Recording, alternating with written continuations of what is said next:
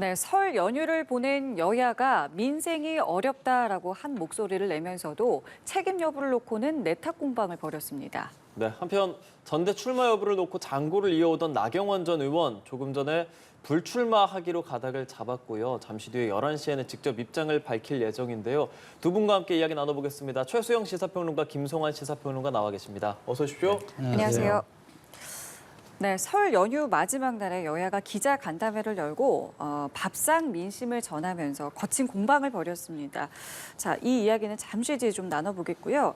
나 전 의원이 조금 전에 불출마하기로 가닥을 잡았다라는 속보가 나왔습니다. 잠시 뒤 11시에 이제 입장을 밝힐 예정이고요. 저희가 그 모습도 보여드릴 텐데 일단은 이 속보 내용 좀 어떻게 들으셨는지 먼저 짚어보겠습니다.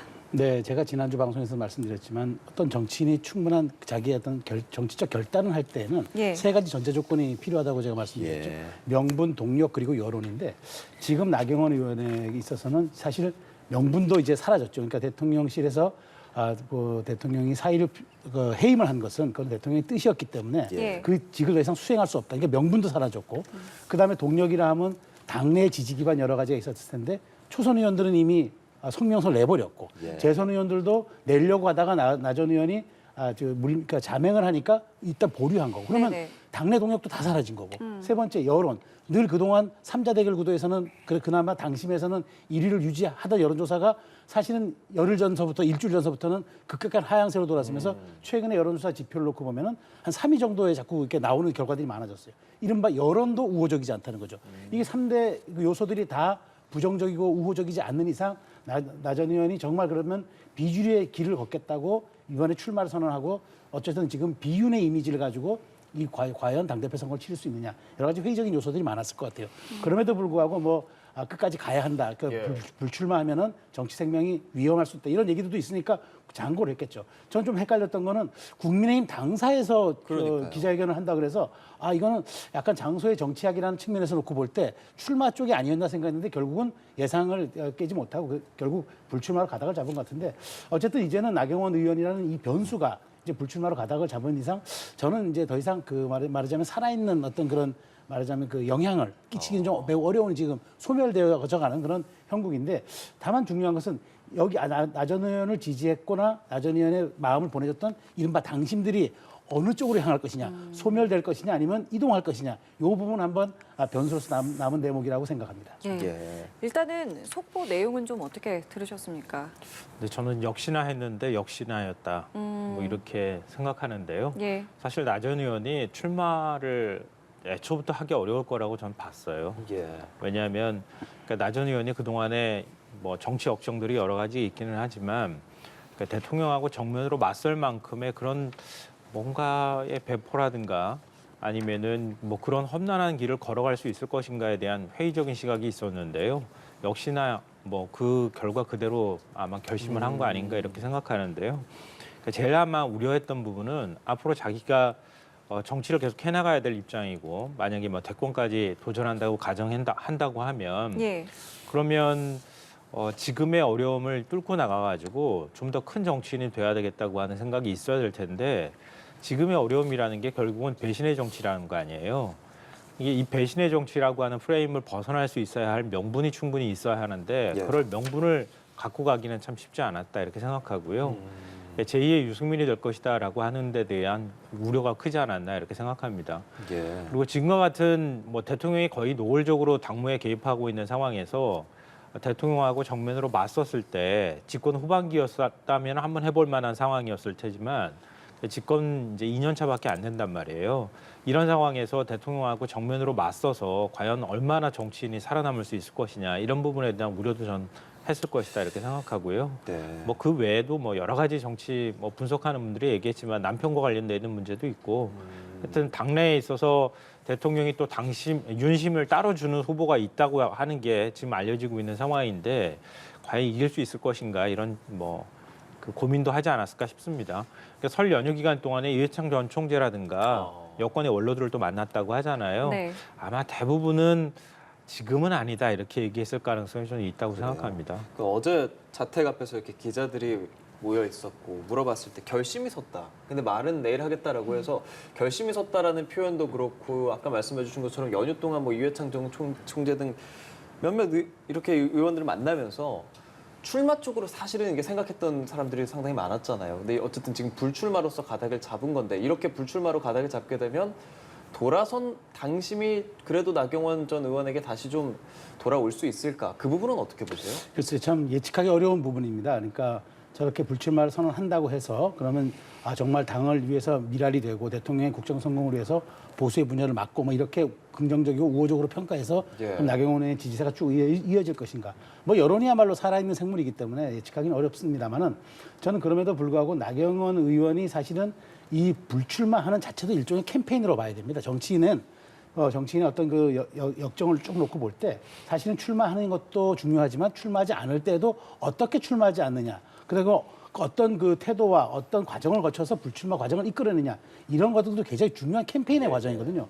그런 걸 놓고 본다면 나 전 의원이 굉장히 좀 미흡했다고 저는 평가할 수밖에 없어요. 왜냐하면 그 불출마를 하더라도 본인의 최대한 유리한 지형에서 또 유리한 여건에서 자기 조건이 좀 관철되는 상황에서 그것을 이끌어내고 그 유도해야 되는데 그런 점이 없이 약간 끌려다니는 듯한 그런 인상을 준 것과 그다음에 어쨌든 지금 비윤의 이미지를 깨지 못하고 다만 오늘 뭐 11시에 이제 그 입장 발표문을 통해서 어떤 얘기를 할 것이냐 저는 그것도 굉장히 중요하다고 봅니다만은 지금까지 나왔던 과정을 놓고 볼 때 나경원 의원을 지지했던 마음이 오히려 그 동정심이라든가 그다음에 다음에 한번 기회를 더 줘야 되겠다 이런 쪽으로 갈 건지 아니면은 실망했거나 아니면은 이렇게까지 말하자면 당을 분열로 이끌었고 사실은 나경원 의원의 저 애매한 한 2, 3주에 관한 그 스탠스가 대통령 순방에도 영향을 끼쳤거든요, 사실은. 그런 점들 부정적인 것들이 과연 어떻게 다시 재평가를 받을지 그건 지켜봐야 되겠습니다만은 현재로서는 제가 보기에 그렇게 우호적이거나 그렇게 긍정적으로 좀 전망이 좀 어렵지 않을까 생각합니다. 네, 김성환 평론가께서는 앞으로의 국민의힘이긴 하지만 당심 어떻게 예상하십니까? 당심, 그러니까 나 전 의원을 지지했던 지지층이 있단 말이에요. 왜냐하면 일종의 이제 뭐 비윤까지는 아니더라도 당이 이렇게 가면 안 되겠다. 그러니까 일종의 이제 대통령실 출장소 같이 돼버리면 집권 여당의 역할을 제대로 못할 것이라고 하는 우려가 있을 거라고 생각하거든요. 그러니까 노골적으로 김기현 의원이 사실은 지금 윤심을 팔고 다니는 것이나 다름이 없잖아요. 그러니까 이런 상황에서 당에 그나마 견제가 필요하다고 하는 인식을 갖고 있는 책임당원들이 적지 않을 텐데 그런 당원들이 일정 부분 나 전 의원한테 좀 쏠리는 측면이 있었을 거란 말이에요. 근데 나 전 의원이 불출마를 하게 되면 그 당심이 어디로 갈 것인지 이제 다시 마음을 정하는 상황이 왔다는 거죠. 그러니까 만약에 유승민 전 의원이 출마를 한다고 하면 모르겠는데 지금까지 상황으로 보면은 출마하기가 쉽지 않아 보이거든요.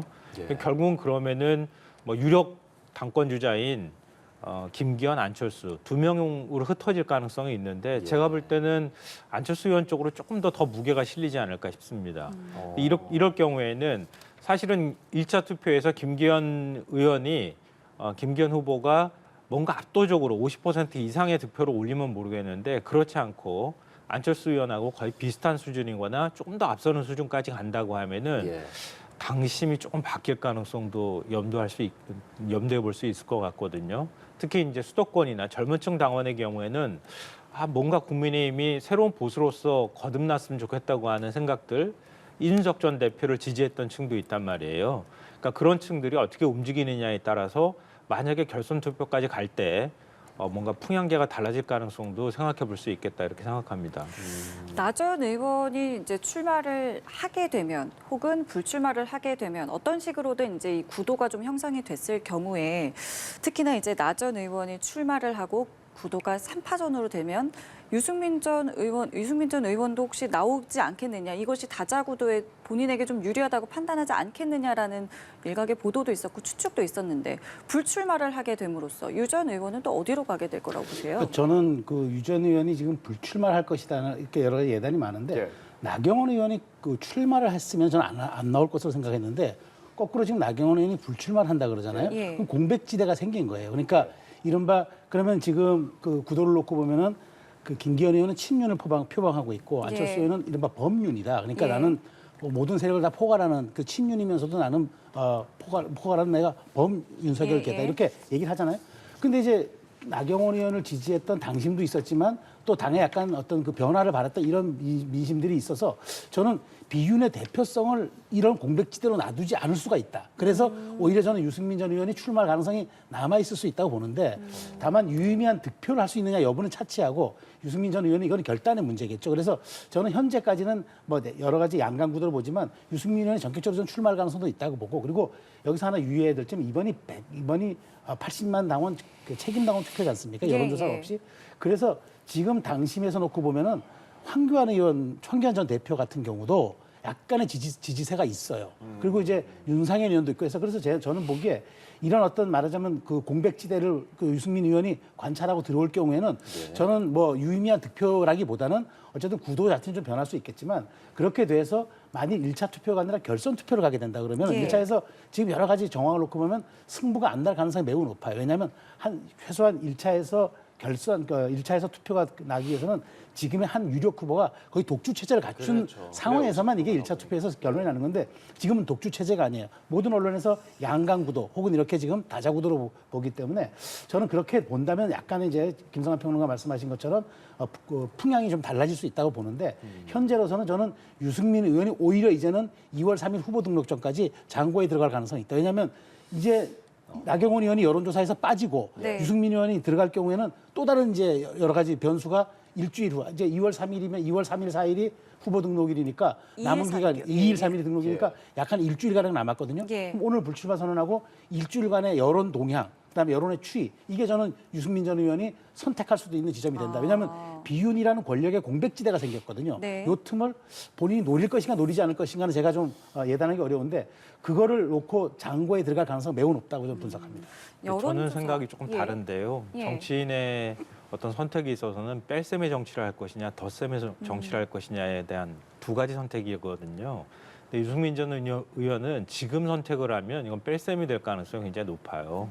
왜냐하면 내년 총선까지 갈 때 지금과 같은 윤석열 대통령의 태도라든가 국정 운영 방식을 통해서는 내년 총선이 쉽지 않다고 보는 거거든요. 유승민 전 의원은. 그러면 내년 총선에서 만약에 패배하고 나면 새로운 가능성을 계속 탐색하는 시간들이 들어갈 거란 말이에요. 여권의 대권 주자를 살피던가 뭔가 윤석열 정부하고 또 다른 보수의 색깔을 원하는 그런 이제 보수 지지층의 욕구나 욕망 같은 것들이 생길 수 있단 말이에요. 차라리 그때 가가지고 뭔가 본격적인 정치 행보를 한다거나 아니면은 총선 때 본인이 뭔가 어려운 데 가가지고 공천을 못 받더라도 그걸 뚫고 올라가는 그런 모습을 보였을 때 어떤 기대감을 만들 수 있는 측면이 있는데 나 전 의원이 선택을 여러 가지 할 수 있는 기회들을 지금 놓쳐버린 거잖아요. 예를 들면은 전직 대통령 묘소 참배했을 때 그때 가가지고 선택했었어야 돼요. 출마할 거라면. 그리고 윤석열 대통령한테 사죄한다고 할 때 설 전에 그때 그냥 출마 선언을 했었어야 돼요. 한다고 하면. 그러니까 그만큼 뚫고 올라올 의지가 있었어야 되는데 계속 시간 뒤로 늦추다 보니까 결국 선택을 못하고 포기하는 양상으로 가게 되잖아요. 유승민 전 의원 입장에선 만약에 이번 전대에 출마해서 내가 뭔가 유의미한 뭔가를 남기겠다고 생각했다면 당원 당규 개정했을 때 경선 룰 바꿨을 때부터 그때부터 치고 나갔어야 되는 거예요. 근데 지금 그때 시기 다 지나고 난 다음에 거의 활동을 안 한 지 꽤 됐단 말이에요. 나 전 의원이 나 출마 안 할 거야 이러면 그 틈새 보고 다시 출마 선언한다 이런 모습들로 나타나면 유승민 전 의원은 나 전 의원 눈치 본 거네 그동안에 이런 얘기밖에 못 듣는다는 거죠. 그러니까 이런 상황에서 출마를 한다 하더라도 제가 볼 땐 유의미한 득표나 보수 지지층 사이에서 유의미한 기대감을 만들어내긴 쉽지 않을 것이다. 그러니까 본인 스스로는 아마 이번에는 아니다라고 생각했을 할 개연성이 굉장히 높다 이렇게 생각합니다. 예. 유승민 전 의원에게는 좋은 타이밍은 아닐 것 같다라는 말씀이시고 타이밍 이야기가 나와서요. 이 나경원 전 의원이 사실은 이 발표를 순방 전에 할 것이다, 후에 할 것이다, 연휴 전에 할 것이다, 후에 할 것이다. 저희도 정말 많은 이야기를 나눴고 이제 결국은 이제 잠시 뒤 11시에 이야기를 하게 됐는데 나경원 전 의원이 오늘 오전까지도 일단은 측근들이랑 논의를 한 것으로 현재까지 알려져 있는 만큼 상당히 오랜 시간 장고를 거듭했고 이런 결정을 했잖아요. 앞으로 어떤 그림을 좀 그리고 있을 거라고 생각을 하시는지요? 그러니까 저는 이 타이밍을 본 게 이제 원래는 대통령실에서 대통령 비서실장이 이례적으로 성명을 낼 때는 입장문을 낼 때는 순방 전 귀국 전에 입장을 내라는 그런 압박이었을 거예요. 근데 본인은 거기에 대해서 또 한 번 이제 낮은 자세로 가고 대통령님의 사과드린다는 말로 약간 설 연휴를 저는 제가 보기에 끌었다고 좀 봅니다. 왜냐하면 4일간의 그런 뭐 짧은 기간이긴 하지만 설 민심이라는 거는 굉장히 중요했고 이번엔 또 코로나가 조금 약간 완화됐기 때문에 많은 분들이 귀향을 했거든요. 그러니까 설 연휴가 끝난 다음에 민심이 되게 세 갈래 방향으로 갑니다. 첫 번째가 내가 어떤 생각을 갖고 있다고 확신하는 사람들이 더 그 생각을 굳게 가지고 돌아오는 경우가 그걸 강화 효과라고 하고 그다음에 들어서 여러 가지 얘기를 해보니까 좀 내가 생각이 잘못됐구나 하는 거를 좀 생각이 바뀌는 걸 전환 효과라고 하고 세 번째가 마지막으로 이제 없던 생각을 만들어 가지고 오는 거. 누구 얘기를 들으니까 이 얘기가 맞을 것 같아. 라고 하는 걸 창출 효과라고 저희가 특히 이제 얘기를 하는데 이 세 가지의 효과를 한번 봤을 거예요. 효과 후에 어떤 내가 선택지를 볼 것이냐 했는데 제가 보기엔 달라진 게 아무것도 없었고 오히려 나 전 의원의 선택지만 좁아지는 그런 이제 형국으로 가버렸고 그리고 대통령께 사과를 하고 매우 죄송하다고 하셨는데 아무런 반응이 없었어요. 대통령실의 어떤 입장도 반응이 없었어요. 그렇다면 본인이 이제는 결단의 시간만 남았다. 그래서 저는 연휴가 끝나는 직후인 오늘을 선택했을 것이라고 보고 그래서 참모들과 수기를 하고 했지만 여러 가지 이렇게 5대5로 팽팽한 입장에서는 사람들이 결론을 내린다 그러면 주로 손해를 덜 보는 쪽으로 결론을 내리게 돼 있습니다. 압도적이지 않을 경우에는. 예. 그래서 저는 이제 오늘 타이밍과 내용이 그렇게 정해졌다고 보는데 그래 모르겠습니다. 이런 이제 결과 나 전 의원이 이렇게 결론을 내렸지만 이렇게 해서 나 전 의원의 앞으로의 어떤 이런 정치적 행보가 어떤 영향을 받을지는 예단하기 어렵게 됐는데 지금 그래서 하나 확실해진 거는 전당대회가 말하자면은 뭐 좀 더 흥행에 있어서는 조금 좀 관심을 좀 덜 갖게 되겠지만 그나마 저는 이제 그러면 김기현, 안철수 두 분의 이제 어떤 그런 양강 레이스가 펼쳐진다 그러면은 앞으로는 이런 이제 나경원의 변수가 사라진 만큼 저는 이제 앞으로 당의 방향, 그다음에 총선 승리 전략, 그다음에 당이 어떻게 가야 하는 어떤 당의 입장성 이런 것들이 조금 더 이제는 얘기가 될 것 같아요. 그래서 어저께 벌써 이제 김기현 의원이 무슨 법안 하나 꺼내면서 민방위 관련된 꺼내면서 그렇게 불을 지핀 것 같은데 앞으로 한 달 후의 캠페인은 이제는 나경원 의원이 변수가 좀 사라짐으로 인해서 그런 쪽으로 총선 승리, 당의 체질 이런 쪽으로 약간 방향성을 틀 가능성이 있다라고 저는 전망합니다. 예, 나경원 의원 그리고 나경원 전 의원, 김기현 의원, 안철수 의원 3파전이 예상이 됐었는데 나경원 전 의원이 이렇게 불출마를 선언하게 되면서 그 현장은 저희가 11시에 또 연결을 해보도록 하고요. 김기현, 안철수 양강 구도로 좀 흘러갈 것 같습니다. 두 의원 신경전 연휴 동안에도 몇몇 뼈 있는 발언들을 내놓으면서 신경전 과열되는 모습이었는데요. 서로 내놓았던 발언 함께 들어보고 이야기 나눠보겠습니다. 계속하고 있는 사람이 만약에 당대표가 된다면 자신과 오랫동안 정치 행보를 해왔던 사람에 대한 빚이 있기 마련이고 당을 위해서 충성해왔던 사람들에 대한 배려가 부족하거나 할 가능성이 없습니다. 연포탕을 외치다가 그 다음날 갑자기 또 진흙탕을 외치니까 좀 당혹스럽습니다. 상황이나 뭐 전략에 따라서 자꾸 이야기가 이렇게 왔다 갔다 바뀌는 건 저는 그렇게 바람직한 자세는 아니라고 봅니다.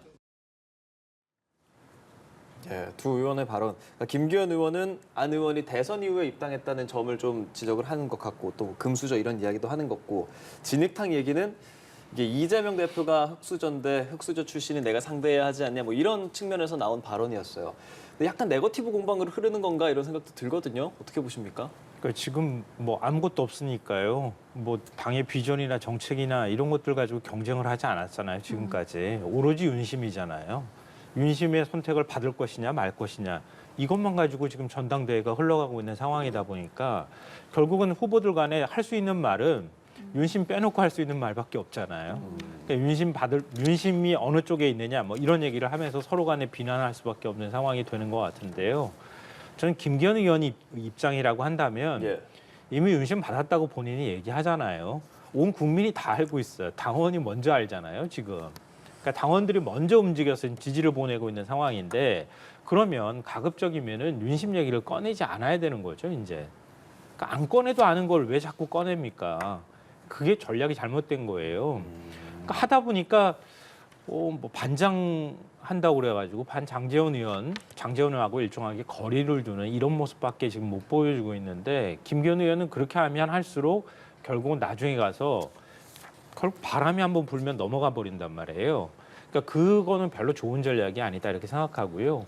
안철수 의원의 경우에는 진짜 안철수 의원 같은 경우에는 윤심을 업었다고 말하기도 뭐하고 안 업었다고 말하기도 뭐하는 아주 애매모호한 스탠스란 말이에요. 예. 지금 비윤이라고 말하기도 참 애매한 상황이라는 거죠.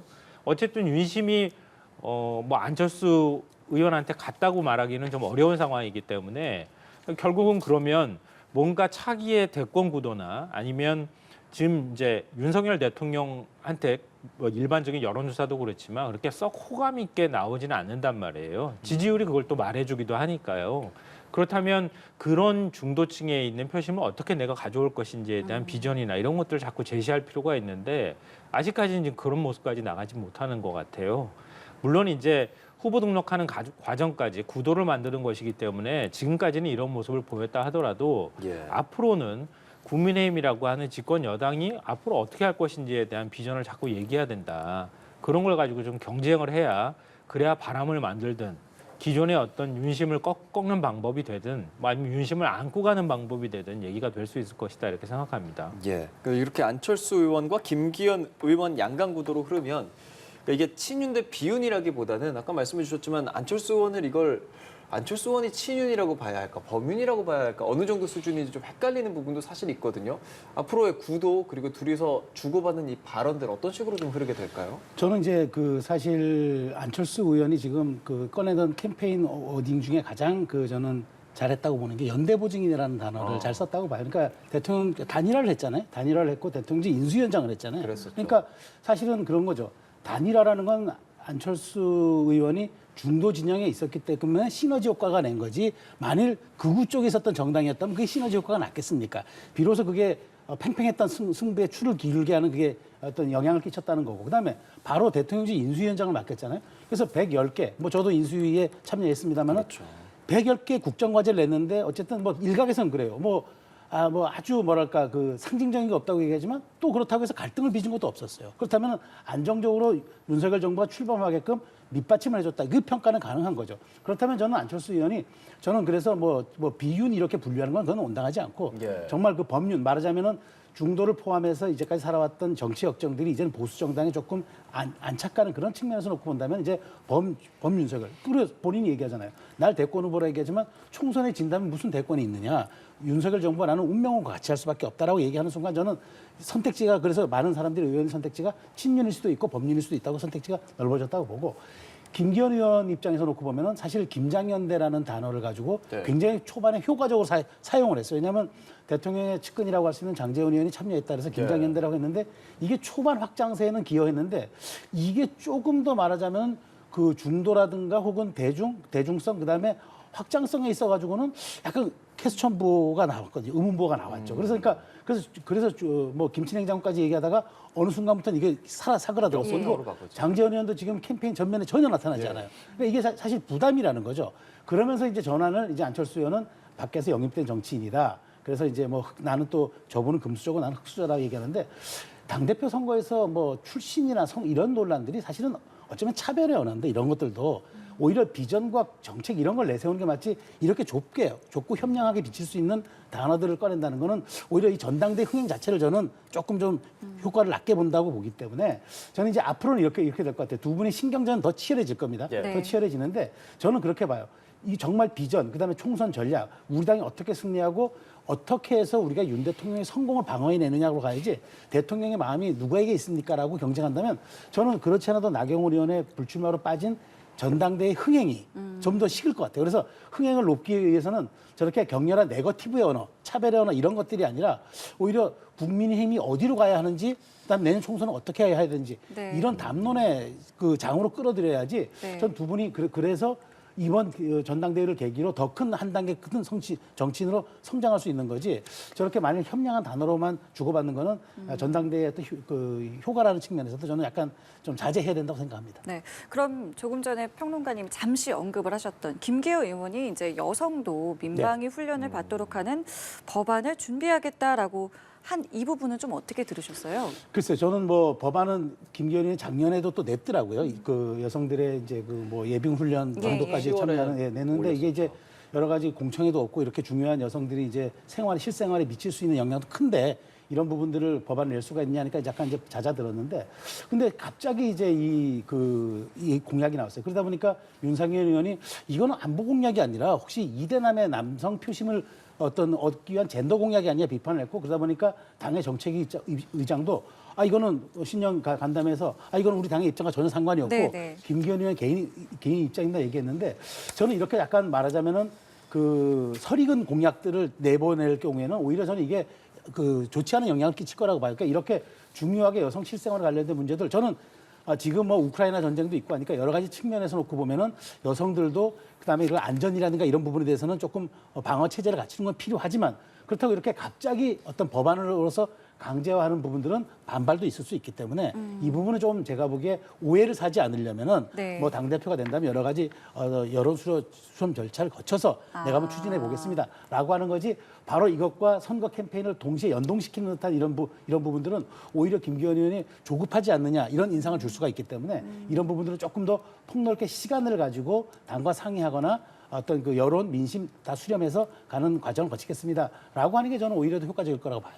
예, 네. 사실 뭐 이 부분에 대해서 국민의힘 윤상현 의원이라든지 뭐 당 차원에서 아직 논의된 바는 없다라고 선을 그은 상태인데 간단하게 좀 의견 들어볼까요, 이 부분? 그 전형적인 포퓰리즘이고요. 젠더 갈라치기 공약이다 이렇게 생각하는데요. 지금 여성들도 민방위 훈련 받도록 하자 이렇게 얘기를 하잖아요. 그 전에 얘기할 때는 총기 훈련도 받아야 된다 이렇게 또 얘기를 했었어요. 그거하고는 조금 좀 결이 다른 얘기를 또 다시 끄집어내는 건 결국은 이제 이른바 이준석 전 대표 때 그때 가입했던 당원들, 그러니까 책임 당원들을 겨냥해서 남성들의 표심을 좀 구애를 해보자 이런 전략을 좀 담고 있는 것 아닐까 이렇게 생각하는데요. 이거는 당원들한테 마음을 얻고 안 얻고의 문제를 떠나서 오히려 여론이 더 부정적으로 반응하는 이런 공약에 가까운 거 아닌가 싶거든요. 그러니까 국민의힘이 이렇게 계속 가게 될 경우에는 뭐 지난 대선 때 이준석 전 대표가 했던 이른바 젠더 갈라치기 공약이 시간이 가면 갈수록 사실 부담으로 지금 작용하고 있는 상황이란 말이에요. 그러니까 2030 여성들 표심들이 다 등을 돌리는 상황으로 갔단 말이죠. 근데 국민의힘 당내 아무리 이제 당원들을 대상으로 한 전당대회라 하더라도 이런 공약을 들고 나온 거는 너무 지나치게 자기 표만 의식해가지고 내놓는 공약이 아닌가 싶고요. 많은 분들이 아마 다 아실 거예요. 이거 결혼 시간에 옛날에 배웠던 거거든요. 예전에 이른바 이제 핵무장 공약을 지난번에 김기현 의원이 얘기했었어요. 핵무장 해야 된다고. 그리고 난 다음에 마치 뭐 병영국가 만드는 것처럼 이렇게 새로운 형태의 교련 교육을 하자. 아니 교련 교육도 아닌 거죠. 민방위 교육에서 여성들도 참여시켜서 재난 안전 대비 교육도 시키자. 뭐 이렇게 얘기를 하고 있는데요. 남성들도요. 군대 갔다 오고 난 다음에 예비군 지나서 민방위 소집 가면은요. 별로 교육 안 해요. 근데 행정력하고 굉장히 많은 돈이 드는 거거든요. 그것도. 근데 여성들까지 모집해가지고 그렇게 하는 게 꼭 민방위 교육으로만 가능하다고 생각하는 것도 또한 착각이다. 네. 심폐소생술 할 것 같으면 일반 교육으로도 충분히 할 수 있잖아요. 오히려 그런 교육을 강화할 생각을 해야지. 꼭 민방위 교육으로 소화하자고 얘기를 하는 것도 남성들이 여성은 왜 군사교육 안 받아? 라고 생각하는 것에 대한 반감을 이용하기 위한 좀 별로 그렇게 썩 좋지 않은 공약이라고 생각합니다. 예. 자, 그리고 설 연휴 마지막 날 여야는 기자간담회를 열고 밥상 민심을 전하면서 거친 공방을 좀 벌였는데요. 여야 어떤 이야기들 했는지 먼저 듣고 오겠습니다. 대책 없이 오르는 물가도 물가지만 정부가 어떤 대책도 내놓지 못하는 것에 분통을 터뜨리는 국민이 많았습니다. 이러한 에너지 정책에 있어서 탈원전을 한다면서 정말로 많은 부담을 후임 정부한테 넘기고 떠났던 것이 민주당 정부입니다. 밥 먹듯이 소환 통보를 날리고 하루 조사면 되는 것을 이틀도 쪼개겠다며 쪼개기 소환까지 하겠다고 합니다. 공포 정치를 통치 수단으로 삼는 모습은 영락없는 독재의 모습입니다.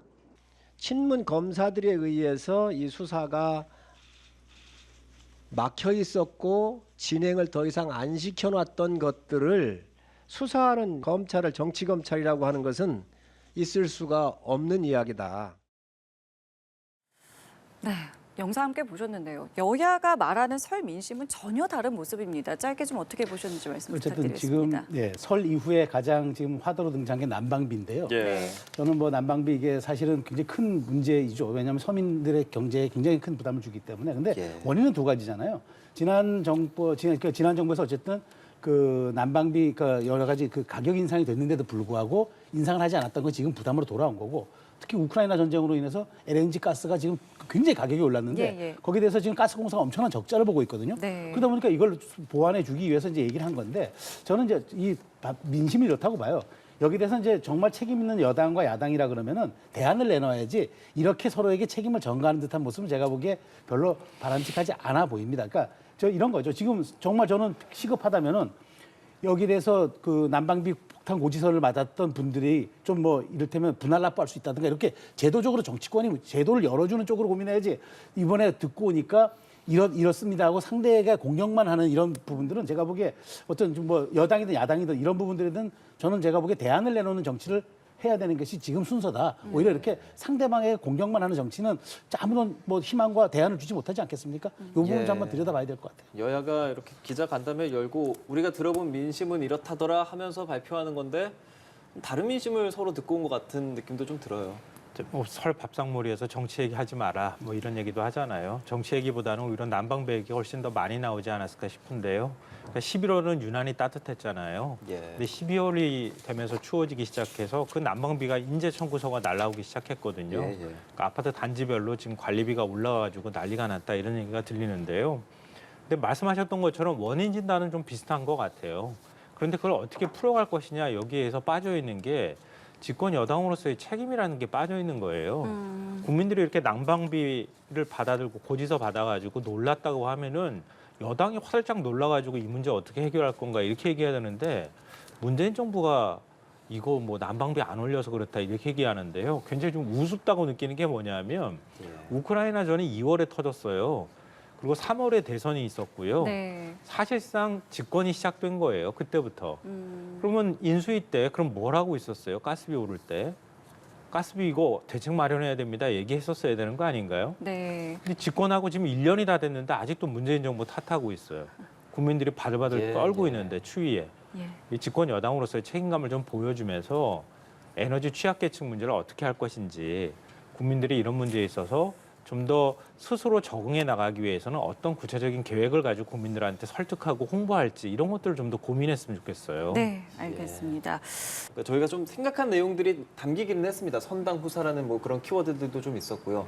어땠습니까, 최수영 평론가님? 네, 그러니까 저도 이제 제가 조금 전에 말씀드린 대로 국민적 우려를 막고 화합과 단결, 그러니까 저 본인이 했던 이런 지금 그동안의 과정들이 굉장히 당에 어떤 그런 좀 부담을 끼쳐드렸다, 이런 것들은 이제 하는 것 같고요. 그다음에 선당 후사, 그러면서 새로운 미래 이런 연대 이런 얘기를 했는데, 저는 나경원 의원이 저렇게 짤막했지만 저는 그래도 강렬했던 거는 마지막 부분입니다. 그러니까 그 정말 어렵게 그 이뤄낸 정권 교체라 민생 되찾고 법치 회복하고 헌정지서 바로 세우자. 이거는 윤석열 정부의 어떤 그 국정 철학과 아주 맥을 같이 하는 거기 때문에 여기에 본인이 함께하겠다는 강한 메시지를 내면서도 그 이후에 포용과 존중을 포기하지 말아달라. 그다음에 질서 정연한 무기력함보다는 무질서한 생명력, 건강한 국민의힘, 이렇게 마지막 부분을 강조한 걸로 봐서는 그동안의 과정들, 내가 불출마했던 과정들이 여러 가지 좀 내가 말씀드리지 못하고 내가 가슴 아팠던 그런 소회들이 있었다는 걸 담은 것 같고, 당이 앞으로 어떻게든 가야 한다라는 방향성을 제시한 건데, 이런 부분들이 향후 나경원 의원을 지지했던 그런 그 표심들이 어떻게 좀 작용할 것인가, 이건 약간 좀 작용이 될 것 같아요. 왜냐하면 짤막한 입장문이지만 나경원 의원의 소회, 그러니까 윤석열 정부의 성공을 바란다는 강한 열망과 본인이 당의 방향성이 약간 이제 배치가 된 다른 듯한 이런 모습들이, 그래서 저는 나경원 의원이 지금 그 새로운 미래와 연대라는 단어를 썼습니다. 긴 여정을 떠나고자 한다는데, 제가 보기에 앞으로는 당분간은 이제 그냥 물밑 모드로 들어가겠지만, 나경원 의원의 오늘 이 메시지가 여러 가지 이제 좀 해석을 나올 수도 있는 그런 좀 과정이 되거나 작용을 하지 않을까, 그렇게 전망합니다. 네, 실제로 출마를 하는 거는 쉬울 수 있었을지 모르겠지만 불출마 결정에는 용기가 필요했다라고 이야기를 했고, 이 불출마 선언문에 대해서 기자가 좀 해석을 요청했더니 오해를 낳을 수 있다라면서 이제 언급은 피했거든요. 좀 어떻게 들으셨는지요? 여러 가지 장치를 심어놨으니까요. 그걸 장치를요. 본인의 입으로 해석을 해주면 아마 더 큰 파장이 일어날 것을 우려하지 않았나 이렇게 생각하는데요. 우리 소설책 읽다 보면 1인칭 시점으로 쭉 오다가 갑자기 3인칭 시점으로 바뀌거나 하는 것들을 보잖아요. 다른 의도가 들어가 있는 거예요. 제가 볼 때는 불출마 선언문에 한 8할 정도는 1인칭 시점으로 썼어요. 네. 윤석열 정부를 위해서 나는 이렇게 헌신했고 이렇게 노력했습니다. 그렇게 얘기를 쭉 해오다가 갑자기 마지막 호소를 남깁니다라고 하는 시점에서 3인칭으로 바뀌어요. 네. 이 얘기는 뭐냐면 윤석열 정부를 위해서 성공을 위해서 제가 할 수 있는 역할은 여기까지입니다. 이렇게 얘기한 거예요. 제가 보니까. 왜냐하면 그 뒷말이 이런 거예요. 민생, 법치, 헌정 질서 바로 세우는 소중한 기회를 결코 헛되이 흘려보내선 안 됩니다. 대통령실에 얘기하는 거겠죠. 네. 윤석열 정부가 이런 정부가 되십시오라고 얘기하는 거예요. 예. 그 전까지는 이렇게 윤석열 정부를 위해서 제가 헌신하고 노력해왔습니다. 이렇게 얘기하던 사람이 갑자기 시점을 바꿔서 이렇게 얘기를 하는 거예요. 두 번째로는 당에는 무질서한 생명력이 필요합니다. 대통령실 개입하지 말란 뜻이죠. 그렇지 않습니까? 그러니까 전당대회를 통해서 후보들이 나와서 서로 간에 경쟁할 수 있도록 둬야 하는데 지금 그렇지 못하다고 하는 얘기를 하고 있는 거거든요. 그리고 마지막에 전 이게 제일 인상적이었는데요. 네. 건강한 국민의힘 윤석열 정부의 진정한 성공을 위해서 뛰겠습니다가 아니라 기원하겠습니다. 이렇게 얘기했어요. 그러니까 자신이 할 수 있는 역할은 더 이상 없다. 이렇게 얘기를 지금 공개적으로 한 것이나 다름이 없거든요. 그러니까 앞으로 당분간 뭔가 정치 전면에 나서서 나경원 의원이 전 의원이 뭔가 할 수 있는 역할이 없다고 하는 생각들을 여기에 지금 담은 것 아닐까. 그리고 대통령실을 향해서 일정 부분 쓴소리를 한 게 아닐까 이렇게 생각해요.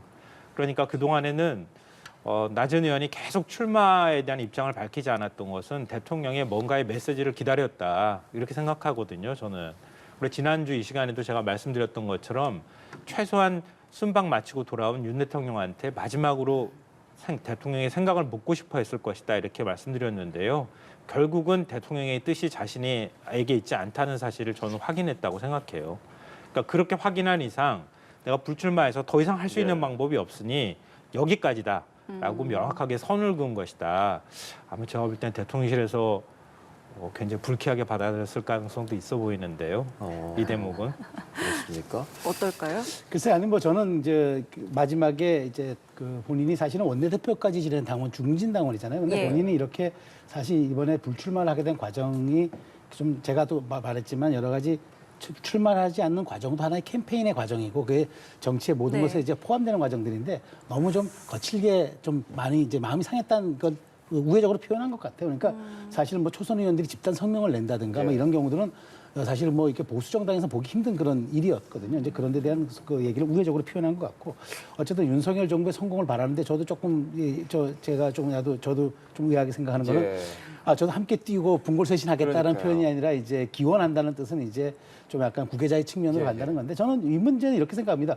오히려 지금 여기에서 특정 후보에 대한 지지를 선언한다든가 혹은 내 마음이 이러니까 이렇게 나를 지지했던 분은 와주십시오라고 얘기하기가 매우 어려우니까 우회적으로 표현했고 중립을 지키겠다. 그래서 전당대회가 성공리에 끝나서 당의 분열과 여러 가지 어떤 당이 갈라설 수 있는 그런 연천적으로 좀 차단하면서 내가 이 역할을 내가 여기까지는 종료시키겠다고 해서 한 것이라고 보고 그래서 저는 더 이상 여기에 대해서 내가 해석을 하지 않겠다니까 알아서들 맥락은 판단해 주시면 좋겠다로 간 것 같아요. 그런 측면에서 놓고 보면은 어쨌든 윤석열 정부의 성공을 기원하겠다는 이 점에 대해서 굉장히 방점이 있는데 어쨌든 이제는 나경원 의원이 앞으로는 언론의 주목에서도 사라지면서 이제는 확실하게 당이 이제 좀 정책과 비전 경쟁 그다음에 총선 전략을 향한 이제 정말 어떤 당심의 구애 이런 쪽으로 좀 캠페인 방향이 전환되지 않을까 생각합니다. 예, 이 나경원 전 의원의 불출마 선언 함께 들었고요. 그 해석에 대한 이야기도 앞으로 좀 나올 것 같고 그 지지세가 어디로 향할지까지 지켜볼 부분들이 좀 있을 것 같습니다. 지금까지 최수영, 김성환 두 분의 시사평론가와 함께했습니다. 고맙습니다. 고맙습니다.